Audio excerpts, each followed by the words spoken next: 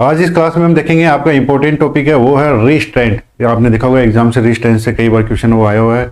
आपने देखा होगा कि जो भी अलग अलग टाइप्स है, आपकी जो भी रोल ऑफ नट्स है उसे भी क्वेश्चन पूछा गया है। तो ये क्लास आपके लिए बहुत ज़्यादा इंपॉर्टेंट रहेगी, तो क्लास को शुरू से लेकर अंत तक आपको पूरा देखना है। इसमें सबसे पहले मैं बात करता हूँ इंट्रोडक्शन। तो देखिए रिस्ट्रेंट को एक बार समझिए कि रिस्ट्रेंट होता क्या है। कई बार आपने देखा होगा हॉस्पिटल में कुछ पेशेंट ऐसे आते हैं जो बहुत ज़्यादा अग्रेसिव नेचर के होते हैं, ठीक है। अगर हम उनको कोई भी प्रोसीजर करें तो उसमें भी वो कोऑपरेशन नहीं दिखाते, ठीक है। बार बार उठने में, भागने में, ऐसे उनका क्या होता है, देखने में ऐसे कैरेक्टरिस्टिक्स होते हैं। तो हम उनको रोकने के लिए अपन क्या काम में लेते हैं, रिस्ट्रेंट वो काम में लेते हैं। तो देखिए रिस्ट्रेंट क्या है बच्चे, ये एक प्रोटेक्टिव डिवाइस है। क्या है, जो भी रिस्ट्रेंट है ये आपके प्रोटेक्टिव डिवाइस होते हैं जो आपके क्या करते हैं, limit the physical activity of a client और इमोबिलाइज और एन एक्सट्रीमिटी। मतलब कि जो भी क्लाइंट है उसको एक जगह पे स्थिर करने के लिए, उसको रोकने के लिए हम यहाँ पे आपके क्या काम में लेते हैं, रिस्ट्रेंट वो काम में लेते हैं बच्चे, ठीक है। चलिए आगे इसमें देखिए रिस्ट्रेंट का उद्देश्य क्या होगा, क्या पर्पज है। तो उसमें भी देखिए टू प्रिवेंट सेल्फ हार्म। कई पेशेंट है ना जो अपने आप को क्या पहुंचाने लगते हैं, नुकसान पहुंचाने लगते हैं। वो अपना आईवी कैनुला है या फिर जो उनको कैथेटर लगा है उसको खींचने लगते हैं, ठीक है। उसके लिए भी हम क्या काम में लेते हैं, आपके रिस्ट्रेंट काम में लेते हैं। To protect other from violent और अग्रेसिव बिहेवियर। कुछ आपने देखा होगा कुछ पेशेंट है बहुत ज़्यादा अग्रेसिव होते हैं, ठीक है, और वो दूसरों पे भी हमला करने लग जाते हैं। तो उसके लिए भी हम क्या करते हैं, उनको रिस्ट्रेंट करते हैं। To ensure treatment is given safely. और जिनका जो ट्रीटमेंट चल रहा है उनको क्या चल सके, एकदम सेफली चल सके, सही तरीके से चल सके। कईयों का होता है ना, कईयों का प्रोसीजर करना होता है लेकिन वो प्रोसीजर के दौरान में भागने लगते हैं, मारने लगते हैं, उसके लिए भी। और to reduce the risk of fall और इंजरी। और जो भी इंजरी है या फिर गिरने का जो भी खतरा है उसको कम करने के लिए हम रिस्ट्रेंट वो काम में लेते हैं बच्चे, ठीक है। देखिए यहाँ पे एक इंपॉर्टेंट बात मैं बता रहा हूँ, वो आपको नोट लगा के लिखी गई है, ये आप हमेशा याद रखना। नोट लगा के मैंने बात लिखी है क्या, रिस्ट्रेंट ये हमेशा सेफ्टी पर्पज के लिए काम में लिए जाते हैं। किसके लिए काम में लिए जाते हैं बेटा, सेफ्टी पर्पज के लिए, नेवर फॉर पनिशमेंट, ठीक है। पनिशमेंट के लिए काम में नहीं लिया जाता है। देखिए कई बार होता है ना कि कुछ पेशेंट ज़्यादा अग्रेसिव होते हैं तो कुछ नर्सिंग ऑफिसर का बिहेव होता है कि रे इसको बांध दो, ठीक है, ये बहुत ज़्यादा भाग रहा है इसको बांध दो, ठीक है। तो वो एक पनिशमेंट होता है। नहीं, आपको उसके लिए जो भी क्लाइंट का जो भी सेफ्टी होती है ना, उसी के लिए, प्रोटेक्शन के लिए आपको क्या होता है, उसको रिस्ट्रेन करना होता है, पनिश करने के लिए नहीं होता, ठीक है। चलिए आगे अपन बात करते हैं टाइप्स ऑफ रिस्ट्रेंट। अलग अलग रिस्ट्रेंट है, हम उसके टाइप देखेंगे। यहाँ पे अपन देखेंगे जो भी मेजर देखेंगे, हम बात करेंगे फिजिकल, ठीक है, केमिकल और इन्वायरमेंटल। फिजिकल में हम क्या करते हैं, आपके जो भी क्लाइंट को बांध के रखते हैं, उसको रोक के रखते हैं। आपने उसके हाथ को बांधा या फिर आपने एंकल को रिस्ट्रेन किया, ठीक है, उसके शरीर को रिस्ट्रेन किया या फिर आपने उसका जब भी मिटन रिस्ट्रेन किया, ठीक है। तो इस तरीके की ये आते हैं फिजिकल में। केमिकल में आता है आपका फार्माकोलॉजिकल, दवाइयों के साथ में, ठीक है। आपने उसको मसल्स रिलैक्सेंट दिया, आपने उसको या बेंजोडाइजिपाइंस दी, उसके कारण से वो क्या हो गया, शांत हो गया। और एक होता है इन्वायरमेंटल कि आपने उसको सेफ जगह पे रखा, गेट को लॉक करके रखा, ठीक है, अलग आइसोलेशन रूम में रखा, वो होता है इन्वायरमेंटल, ठीक है। चलिए सबसे पहले अपन बात करते हैं आपका फिजिकल। फिजिकल में अपन देखते हैं, देखिए सबसे पहले अपन बात करते हैं आपके जो मैंने 3 बताए हैं, फिजिकल, केमिकल और इन्वायरमेंटल। यहाँ पे आगे अपन सबसे पहले जो भी बात करेंगे वो करेंगे आपके फिजिकल रिस्ट्रेंट की। इसमें देखिए, इसमें सबसे पहले मैं जो बात कर रहा हूँ बेल्ट और वेस्ट रिस्ट्रेंट, इसका एक उदाहरण आता है आपका पोजे वेस्ट। इसको हम क्या करते हैं, आपका जो भी पेशेंट है उसको सिक्योर करते हैं बेड और चेयर पे, ठीक है, कि वो कहीं गिर ना जाए या फिर कहीं भाग ना जाए। उसके लिए यहाँ पे आपका कौन सा वेस्ट है वो काम में लेते हैं बेटा, पोजे वेस्ट। ये आप देख सकते हो, ये किसका उदाहरण है, आपके पोजे वेस्ट का उदाहरण है, ठीक है। आपका जो भी क्लाइंट है अगर वो बेड पे है, ठीक है, अगर वो चेयर पे है तो उसके लिए अपन क्या काम में लेते हैं बेटा, पोजे वेस्ट, या जिसको अपन बोलते हैं बेल्ट और वेस्ट रिस्ट्रेंट बोल रहे हैं, ठीक है। जब आपका जो भी क्लाइंट है उसका कहीं गिरने का खतरा है या फिर आपका क्लाइंट है ना भाग के निकलना चाहता है कि हॉस्पिटल से भाग जाए वो कहीं पे, ठीक है, तो उस वाले केस में अपन ये वाला रिस्ट्रेंट है वो काम में लेते हैं बेटा। चलिए नेक्स्ट में बात करता हूँ, आपका जो नेक्स्ट रिस्ट्रेंट है वो है रिस्ट और एंकल रिस्ट्रेंट, ठीक है। कईयों को आपने देखा होगा, कई जो भी क्लाइंट है वो ज़्यादा हाथ पैर ज़्यादा मारने लग जाते हैं, है ना, हाथ पैर जो ज़्यादा मारते हैं तो हम उसके लिए क्या करते हैं, उनका जो भी एंकल और रिस्ट, जो भी आपका रिस्ट है ना वो करते हैं। Prevent patient from pulling out tubes, catheter और हार्मिंग देमसेल्फ। अपने आप को नुकसान पहुंचा रहे हैं तो हम उनका रिस्ट और एंकल रिस्ट्रेन करते हैं बच्चे। देखिए जैसे आप देख सकते हो यहाँ पे एंकल को रिस्ट्रेन किया जा रहा है, ठीक है, यहाँ पे रिस्ट को रिस्ट्रेन किया जा रहा है, ठीक है। ये है आपका रिस्ट और एंकल रिस्ट्रेन। चलिए आगे अपन बात करते हैं। नेक्स्ट है मिटन। मिटन आपने देखा होगा, सॉफ्ट ग्लोव्स हैंड यहाँ तक पहनाए जाते हैं, ठीक है, उसको अपन बोलते हैं मिटन। देखिए यहाँ पे मिटन क्या होते हैं बेटा, ये जो भी ये सॉफ्ट हेड ग्लोव्स होते हैं, ये हम करते हैं prevent the patient from scratching और pulling at the medical device without restricting arm movement. कि इसमें क्या होता है कि इसमें आपको रिस्ट को नहीं बांधना होता, आपको हाथों को नहीं बांधना होता, बस आपके जो भी क्लाइंट है उसको क्या है कि बड़े बड़े सॉफ्ट क्या पहना देते हैं, आपके हैंड ग्लोव्स है वो पहना देते हैं, ठीक है। जिससे वो क्या है कि यानी उसके हाथ है ना वो ऐसे रहेंगे सीधे, ऐसे नहीं होंगे, ऐसे नहीं कर पाएगा वो बार बार में। अगर ऐसे देखिए किसी चीज़ को पकड़ना होता है तो ऐसे पकड़ना होता है ना, लेकिन हाथ ऐसे रहेगा तो वो पकड़ेगा कैसे, ठीक है। तो उसके लिए अपन क्या काम में लेते हैं, मिटन काम में लेते हैं। तो देखिए आपको इमेज दिखा देता हूँ मिटन की, ये देख सकते हो, ये क्या होते हैं बेटा, मिटन होते हैं, ठीक है। ये क्या होते हैं, मिटन। ये आपको बाहर से ऐसे दिख रहा होगा लेकिन ये उल्टा हाथ है, तो देखिए इसके नीचे की तरफ आप देखेंगे ना तो सॉफ्ट इतना मोटा है आपको ये देखने को मिलेगा, तो उससे क्या है कि पकड़ने में फिर दिक्कत होती है, ठीक है। चलिए आगे अपन बात करते हैं। नेक्स्ट है बेड रेल्स, कि जो भी आपके बेड के चार कोने, चारों साइड से जो भी रेल्स है हम उसको हमेशा उठा के रखेंगे, ठीक है। कौन से वाले केस में, restrict the patient ability to get out of bed independently और consider a restraint in if use that वे।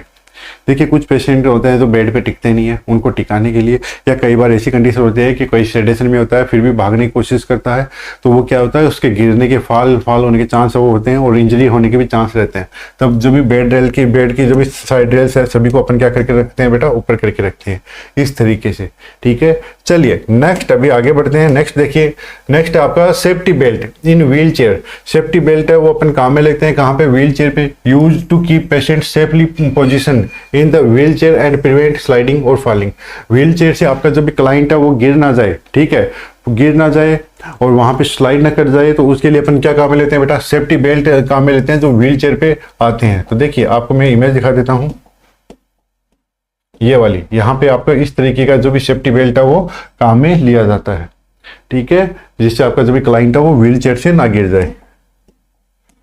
चलिए नेक्स्ट में बात करता हूं केमिकल रिस्टेंट। केमिकल रिस्टेंट हम इसको फार्मेकोलॉजिकल रिस्टेंट के नाम से भी जानते हैं। फार्मेकोलॉजिकल में क्यों बोल रहा हूं, क्योंकि यहाँ पे अपन जो भी ड्रग्स है, मेडिसिन है, उसके द्वारा आपके जो भी क्लाइंट है उसको क्या करेंगे, कंट्रोल करेंगे। तो देखिए इसमें इसके अंदर जो भी क्या यूज में किया जाता है बेटा, मेडिकेशन है वो काम में लिया जाता है। जो भी आपके क्लाइंट का बिहेवियर है, उसके जो भी मूवमेंट है उसको रिस्ट्रिक्ट करने के लिए क्या काम में लेते हैं अपन, मेडिसिन है वो काम में लेते हैं। तो देखिए कौन कौन सी मेडिसिन है यहाँ पे काम में लेंगे बेटा, जैसे सेडेटिव है जिसमें आपका लोराजिपाम ले लिया, हेलोपेरिडोल ले लिया, एंटी साइकोटिक ड्रग हो गई जैसे आपका रिजरपेरिडोन हो गया, ट्रैंक्विलाइजर है, ये अपन काम में लेते हैं, ठीक है। और हमेशा याद रखना, क्या याद रखना भाई, कि जो भी अगर आप केमिकल रिस्टेंट दे रहे हो ना, ये डॉक्टर के द्वारा प्रिस्क्राइब होना चाहिए, अपने मन से कभी भी मत देने लग जाना बेटा, ठीक है, वरना खतरे में आ जाओगे। हमेशा जो भी रिस्टेंट है वो प्रिस्क्राइब होते हैं और उनको मॉनिटर किया जाता है केयरफुली, ध्यानपूर्वक देखा जाता है कि आपके जो भी क्लाइंट पे जो भी आपका केमिकल जो भी यानी मेडिसिन है उसका क्या प्रभाव पड़ रहा है, ठीक है। चलिए आगे मैं बढ़ता हूं। नेक्स्ट अपन बात करते हैं इन्वायरमेंटल रिस्टेंट। आपने पेशेंट को बांधा, आपने पेशेंट को पकड़ के रखा, जकड़ के रखा, ठीक है, अलग अलग इक्विपमेंट से, वो हो गया फिजिकल। आप अपने पेशेंट को फिर दवाइयों से रोकने की कोशिश कर रहे हो, वो हो गया फार्मेकोलॉजिकल या केमिकल। अब मैं बात करता हूँ इन्वायरमेंटल। ना आप अपने पेशेंट को बांध रहे हो, ना आप दवाई दे रहे हो, आप क्या कर रहे हो, उसका इन्वायरमेंट ही चेंज कर रहे हो। कि वो कई होगा था ना भागने का, नुकसान पहुंचाने का, कोई दूसरों को देखते नुकसान पहुंचाते हैं, हम उनको आइसोलेट करते हैं कि इनको अकेले रहने दो, क्योंकि दूसरे को देखते ही क्या हो जाते हैं, अग्रेसिव हो जाते हैं। कुछ पेशेंट ऐसे होते हैं जो आपका कुछ भी उसके एरिया में अगर कुछ भी अगर साफ चीज़ ऑब्जेक्टिव चीज़ ऐसे पड़ी उसे खुद को नुकसान पहुंचा देते हैं, तो हम उसको भी क्या करते हैं, हटा देते हैं, है ना, एक सेफ इन्वायरमेंट उसको प्रोवाइड करवाते हैं। कुछ पेशेंट का ये होता है कि वो बस सभी से एकदम सबसे सही अच्छा है, लेकिन जैसे मौका मिला वो भागने की फिराक में रहते हैं। तो आपने देखा होगा कि ऐसे केस में साइकेट्रिक वाले अपने वार्ड देखे होंगे ना, वो बाहर की तरफ भी एक बड़ा गेट है उनके लगा होता है, ठीक है। चलिए तो यहाँ पे मैं बात करता हूँ आपका इन्वायरमेंट रिस्ट्रेंट। लिमिट करते हैं अपन पर्सन के movement by changing their surrounding, उसका सराउंडिंग है वो चेंज करके, जिससे क्या होता है सेक्लूजन रूम, जैसे एक आइसोलेशन रूम की तरह काम करता है कि उसमें एक ही पर्सन को रखिए भाई, ज्यादा लोगों को मत रखिए वरना वो खुद को नुकसान पहुंचाएगा या फिर दूसरों को भी पहुंचा देगा।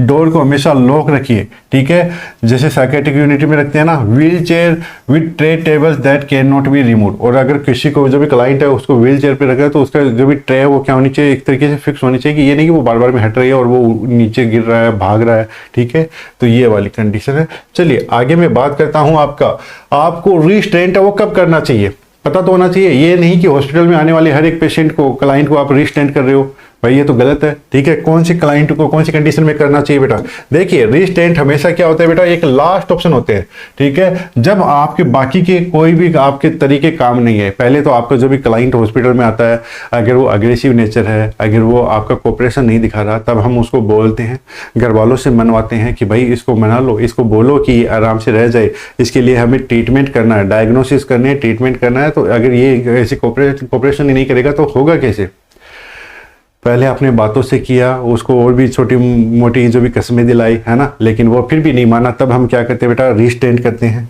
चलिए तो देखिए हम कब काम में लेंगे भाई, जब आपका पेशेंट है वो डेंजर हो, यानी सेल्फ और अदर्स के लिए, मतलब खुद के लिए खतरनाक हो और दूसरों के लिए भी खतरनाक बन जाए। Are least restrictive method are have failed, मैंने बोला कि आपने उसको मनाया बुझाया, आपने उसको कस्में दी लेकिन फिर भी नहीं माना वो, ठीक है। उसके बाद में there is a doctor's order except in emergency, वहां पे आपको हमेशा डॉक्टर का ऑर्डर के बिना आपको रिस्ट्रेंट नहीं करना होता बेटा, इमरजेंसी में कर सकते हैं कि आपका जो भी पेशेंट आया आते तोड़ फोड़ करने लगा, मार वार को करने लगा, तो आपको जो भी पेशेंट को पकड़ना है, पेशेंट को आप रिस्ट्रेंट कर सकते हो, लेकिन 1 घंटे के अंदर अंदर आपको प्रिस्क्रिप्शन में लिखवाना पड़ेगा कि आपने आपकी जो भी क्लाइंट को क्या करवाया बेटा, रिस्ट्रेंट किया है ना। ये नहीं कि आपने रिस्ट्रेंट कर लिया, आपने इमरजेंसी का नाम दे दिया और फिर कभी आपने प्रिस्क्रिप्शन ऑर्डर भी नहीं लिखवाया डॉक्टर से, तब दिक्कत में आ जाओगे, ठीक है। चलिए आगे अपन बढ़ते हैं।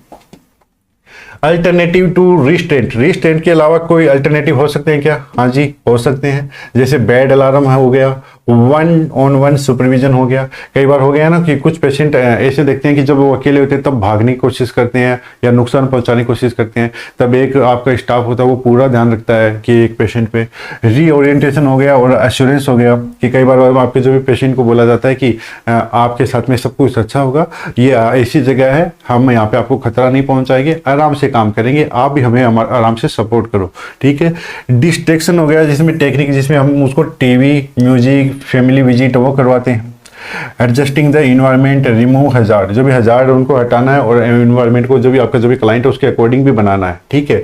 तो ये अगर अल्टरनेटिव हम काम में ले सकते हैं रिस्ट्रेंट की जगह। ये कब काम में लेते हैं, जब आपको ये होना है कि रिस्ट्रेंट तो क्या है बेटा, लास्ट ऑप्शन है, उससे पहले आपके जो भी क्लाइंट को अगर उसका कोऑपरेशन चाहिए, ठीक है, उसका सहयोग चाहिए कोई भी प्रोसीजर में, कि वो आराम से अपना जो भी ट्रीटमेंट है, डायग्नोसिस वो करवा सके, तब हम उसको ये करवा सकते हैं। फिर अगर नहीं माना तब लास्ट में अपन रिस्ट्रेंट है वो काम में लेते हैं। चलिए आगे मैं बात करता हूं नर्सिंग रिस्पॉन्सिबिलिटी क्या रहेगी रिस्ट्रेंट को यूज में लेने के लिए। तो देखिए नर्स का बहुत इंपॉर्टेंट रोल होता है भाई रिस्ट्रेंट में। तो इसमें देखिए रिस्ट्रेंट अप्लाइंग, जब भी आपका रिस्ट्रेंट अप्लाई करते हैं उससे पहले बिफोर अप्लाइंग रिस्ट्रेंट, जब भी आपको रिस्ट्रेंट अप्लाई करना है उससे पहले क्या करना है, पेशेंट को भाई असेस करना है, उसका मेंटल स्टेटस, रिस्क ऑफ उसको आपको क्या करना है कि जो भी आपका क्लाइंट है उसका मेंटल स्टेटस क्या है, क्या वो अपने आप को नुकसान पहुंचा सकता है, क्या वो दूसरों को नुकसान पहुंचा सकता है, ये आपको उसको ऑब्जर्व करना है बेटा। ट्राई अल्टरनेटिव फर्स्ट, मैंने बताया था ना, पहले आप उसको मनाइए, समझाइए, आप उसको उसके अकॉर्डिंग थोड़ा बहुत उसको लालच दीजिए, या जो भी कस्में वादे दे के भी आप उसको मना सकते हो अगर वो मानता है तो। गेट ए फिजिशियन ऑर्डर, आपको क्या लेना है, डॉक्टर का ऑर्डर लेना है, प्रिस्क्रिप्शन में वो होना चाहिए। एक्सेप्ट इन इमरजेंसी, इमरजेंसी में आप अपने आप से रिस्ट्रेंट कर सकते हो जब आपका क्लाइंट वायलेंट हो जाए, या फिर आपको पता है कि जो भी क्लाइंट का आपका जो भी आप रिस्ट्रेंट करवाया तो आपको इमरजेंसी में भी 1 घंटे के अंदर अंदर फिर क्या करवाना पड़ेगा, प्रिस्क्राइब करवाना पड़ेगा, डॉक्टर्स जो भी डॉक्टर्स का ऑर्डर होता है ना उसमें लिखवाना पड़ेगा।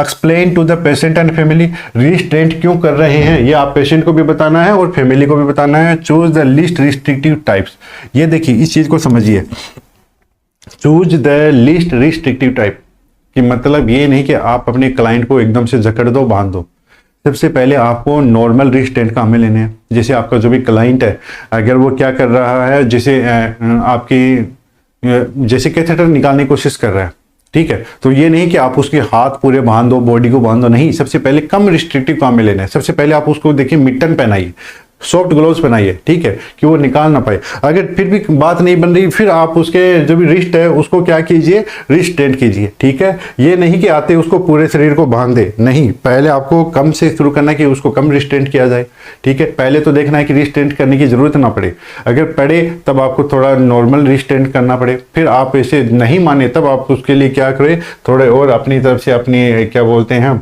अपनी तरफ से थोड़ा और ज़्यादा आप कठोर बने, ठीक है। चलिए आगे मैं बात करता हूं ड्यूरिंग रिस्टेंट यूज। रिस्टेंट यूज के दौरान पे आपको क्या करना बेटा, यहां से एग्जाम में 2 बार क्वेश्चन आया हुआ है। क्वेश्चन यहाँ पे आया हुआ है कि रिस्टेंट जब आप काम में ले रहे हो तब हमको क्या करना है, सर्कुलेशन को चेक करना है। और सर्कुलेशन चेक करने का टाइमिंग क्या होती है बेटा, हर 15 से 20 मिनट 30 मिनट, ठीक है, हर 15 से 30 मिनट में 15 to 30 मिनट में आपको सर्कुलेशन को जरूर चेक करना है। कलर देखना है जहां पे आपने रिस्टेंट किया है, वार्म देखना है, पल्स देखना है, सेंसेशन देखना है बेटा, हर 15 से 20 मिनट में। और ये सेकंड लाइन बहुत ज्यादा इंपॉर्टेंट, इसी से क्वेश्चन आया था, रिमूव रिस्ट्रेंट एवरी 2 आवर। हर 2 घंटे से आपको जो भी रिस्ट्रेंट है उसको क्या करना पड़ेगा बेटा, रिमूव करना पड़ेगा। जैसे आपका जो भी क्लाइंट है उसको मूव करवाइए, ठीक है। अगर वो टॉयलेट जाना चाहता है तो उसको जाने दीजिए, थोड़ी देर असेस करना आपको स्किन को। जितनी भी आपकी रिस्ट्रेंट की जो भी आपकी इंसिडेंट्स हो रहे हैं, जैसे आपका टाइम हो गया, कौन से टाइप का रीजन क्या है, असेसमेंट क्या है पेशेंट का रिस्पॉन्स क्या था, उसको भी आपको डॉक्यूमेंट करना है। ऑब्जर्व करना है बिहेवियर को, कि जो भी आपको साइन ऑफ डिस्ट्रेस है या एजिटेशन और इंजरी के जो भी आपको साइन सिम्टम तो नहीं दिख रहे।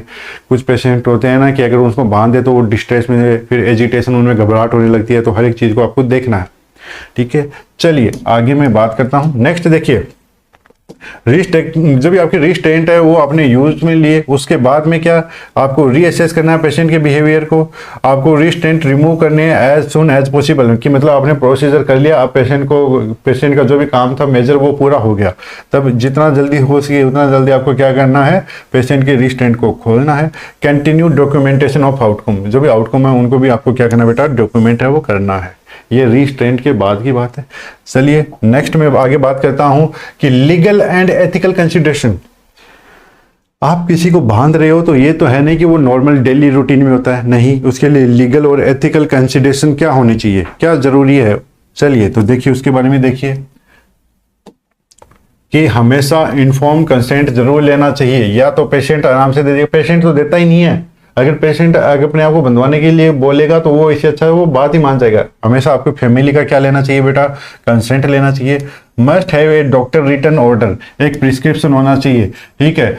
चलिए नेक्स्ट में बात करता हूँ, और जो भी आपका ऑर्डर है वो कब तक वैलिड होता है बेटा, जैसे एडल्ट के लिए 4 घंटे तक होता है, 2 आवर्स होता है 9 से लेकर 17 साल तक के बच्चे के लिए, और 1 घंटा होता है वो होता है 9 ईयर के बच्चे के लिए। इतने टाइम तक हम क्या कर सकते हैं, आपके जो भी क्लाइंट को रीस्टेंट कर सकते हैं। और reassessment and renewal needed if continued, आपको रीअसेस करना है अगर दोबारा से आपको क्या क्या करना पड़े, रीस्टेंट करना पड़े कई बार। लेकिन यहाँ पे आपने नॉर्मल लोकल हॉस्पिटल में देखते होंगे, अगर किसी को रिस्टेंट कर दिया तो वो 5-7 घंटे में चले जाते हैं, कोई उसको देखता ही नहीं है, ठीक है, तो वो भी गलत है। आपको क्या होता है 15 से 30 मिनट भी अंतराल पे उसका सर्कुलेशन वगैरह देखना है कि उस जगह पे कोई नुकसान तो नहीं हो गया है। हर 2 घंटे से आपको रिस्टेंट को एक बार क्या करना होता है, फ्री करना होता है, ठीक है। आगे तभी आपको रिस्टेंट करना है कि जब आपको देखना है कि आपका पेशेंट मान नहीं रहा है। कुछ पेशेंट तो मान जाते हैं, उनको पता है कि बांध के रखेंगे इससे अच्छा है कि आराम से रह लें, ठीक है। चलिए आगे अपन बढ़ते हैं। नेक्स्ट में बात करता हूं कॉम्प्लिकेशन क्या हो सकते हैं भाई रिस्टेंट के कॉम्प्लिकेशन हो सकते हैं, कई कॉम्प्लिकेशन हो सकते हैं। जैसे फिजिकल कॉम्प्लिकेशन, जैसे में प्रेशर अल्सर हो सकते हैं, बेड सोर हो सकते हैं। कई आपने पेशेंट को बांध के रखा, ठीक है, कई बार अगर हाथ वगैरह पे कहीं पे भी बांधा तो वहां पे रगड़क झगड़क भी हो सकती है, ठीक है, नर्व डैमेज भी हो सकती है। और कई पेशेंट ज्यादा लंबे समय तक रहते हैं ना, तो उनमें क्या होता है बेटा कि वो एक ही पोजिशन में रहते हैं, तो उनमें बेड सोर हो सकते हैं, नर्व डैमेज हो सकती है, पुअर सर्कुलेशन के कारण से भी जॉइंट स्टिफनेस भी देखने को मिल सकती है। साइकोलॉजिकल कॉम्प्लिकेशन भी देखने को मिलते हैं बेटा, क्या, फियर और एंजाइटी। कईयों को होता है ना कि अगर कईयों को बांध देते हैं तो फिर उनको दिमाग में आता है कि अगर मैं नहीं माना, अगर ये मेरी कंडीशन को नहीं समझ रहे, ये मेरे को मान नहीं रहे, मेरे को पूरी तरीके से समझ नहीं रहे, बस मेरे को बांध रहे हैं, तो उनके अंदर ही क्या होता है, एक फियर और एंजाइटी आ जाता है, गुस्सा अपना आ जाता है, डिप्रेशन में जाने लगते हैं, उनकी लॉस ऑफ डिग्निटी और ट्रस्ट देखने को मिलता है। लॉस ऑफ डिग्निटी मतलब उनका आत्मसम्मान को भी ठेस पहुंचती है कि यार मैं तो नॉर्मल इंसान था, बाकी के लोग घूम रहे हैं, मेरे को बांध दिया, ठीक है। फिर वो दूसरों का विश्वास है वो भी उस पर ठेस पहुंचती है। तो ये सब कॉम्प्लिकेशन देखने को मिलते हैं किसके, आपके रिस्ट्रेंट के। अब एनक्लेक्स टिप्स, एनक्लेक्स के जो भी की पॉइंट है जहां से एग्जाम में क्वेश्चन बनते हैं, ये जो भी कुछ लाइनें वो अपन देख लेते हैं। Always use least restrictive fact, हमेशा जो भी मैंने बताया कि आपको सबसे पहले आते पूरे शरीर को नहीं बांध देना भाई, सबसे पहले लीस्ट रिस्ट्रिक्टिव, जो कम क्या करे रिस्ट्रिक्टिव करे हम उसको काम में लेंगे, ठीक है। पहले मतलब कम रिस्ट्रेन किया, फिर ज्यादा कठोर आपके जो भी मेजर है वो काम में लेंगे, ठीक है। Never tie to bed rails, कभी भी ये नहीं कि आपने एंकल और जो भी आपने एंकल को बांधा, ठीक है, फिर आपने एंकल को बांधा और फिर रिस्ट को बांधा, दोनों को फिर क्या कहीं पे कहां पे बांध रहे हो, बेड रेल्स पे। बेटा बेड रेल्स पे नहीं बांधते, ठीक है। कहां पे बांधते हैं आप, जो भी बेड की फ्रेम होती है ना वहां पे। देखिए जैसे ये समझिए एक क्लाइंट का ये बेड है, ठीक है, ये क्या होती है उसकी जैसे बेड रेल होगी, ये ऊपर नीचे होती रहती है, ठीक है। तो आप उनको कभी भी इसके नहीं बांधता यहाँ पे, ये मतलब ये जो भी क्लाइंट है उसके हाथ जो बांध रहे हो, ये नहीं कि इसके साथ में ऐसे बेड रेल के साथ, नहीं बेटा, बेड की जो भी फ्रेम होती है ना वो फिक्स होती है, ठीक है। बेड रेस्ट तो ऊपर नीचे होती रहती है, उनके नहीं बांधना है, आपको बांधना है बेड की फ्रेम पे, और क्विक रिलीज नोट बांधनी है, ठीक है। ऐसी गांठ जो जल्दी खुल जाए, ठीक है, ऐसे आपने किया और वो गांठ खुल गई, ठीक है, फिसलन वाली जिसको अपन बोलते हैं स्लिप नोट बोलते हैं। पेशेंट को मॉनिटर करना है फ्रीक्वेंटली, ठीक है, हर से 15 से 30 मिनट में डॉक्यूमेंट करते रहना है, और आपको रिमूव करना है और असेस करना है कि जो भी साइट है उसको, ठीक है। Do not use of punishment और कन्वीनियंस, ये नहीं कि पनिशमेंट के लिए कि अगर पेशेंट नहीं मान रहा तो गुस्से में बोल रहा है कि इसको बांध दो, या फिर अपनी कन्वीनियंस के लिए अरे इसको बांध के रखो रे कि कम से कम अपने को तो परेशान नहीं करेगा, ठीक है। तो ये सब नहीं करना है, ठीक है। वो हमेशा पेशेंट की सेफ्टी के लिए काम में लेते हैं। Family should be informed and consent obtain if possible, ठीक है। आपको फैमिली को इन्फॉर्म करना है और कंसेंट लेना है, ये जरूरी रहता है बेटा, किसके लिए, रीस्ट्रेंट के लिए। तो ये था आपका रीस्ट्रेंट का टॉपिक। आई होप आपके सभी डाउट है यहाँ पे क्लियर हुए होंगे। तो फिलहाल के लिए इतना ही, जल्दी हम एक शानदार सेशन में मिलेंगे, तब तक के लिए thank you everyone, thank you so much.